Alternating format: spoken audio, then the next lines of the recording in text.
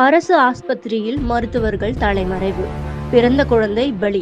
போராட்ட களத்தில் இறங்கிய பெற்றோர்கள். சென்னை புறநகர் மாவட்டம் சோழிங்கநல்லூர் தொகுதிக்குட்பட்ட கண்ணகி நகர் பகுதியில் 30 படுக்கைகள் உள்ள அரசு மருத்துவமனை செயல்பட்டு வருகின்றது.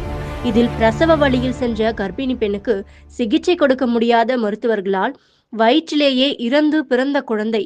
ஏனென்றால் மருத்துவர்கள் ஒருவர் கூட இல்லாத காரணத்தினால் குழந்தை இறந்ததாக பெற்றோர்கள் மருத்துவமனை வாசலில் போராட்டம் நடத்தினார்கள். முக்கியமாக இம்மாவட்ட செயலாளராக செயலாற்றி வரும் திமுக அமைச்சர் மருத்துவ மக்கள் நல்வாழ்வுத்துறை அமைச்சராகவும் உள்ளார். ஆனால் அதே தொகுதியில் நடந்த பகீர் சம்பவம் என அப்பகுதி மக்கள் மேலே எடுத்து காட்டுகிறார்கள். பக்கத்தில் இருக்க ஏதாவது ஹாஸ்பிட்டல் போகணுமான்னு இல்லை, நாங்கள் கவர்மெண்ட் தான் பார்ப்போம். என் ஒய்ஃபுக்கு ப்ளீடிங் ஆகிட்டு இருந்தது. இங்கேருந்து கவுஸ் ஹாஸ்பிட்டல் கூப்பிட்டு போய் கோஸ் ஹாஸ்பிட்டலில் போய்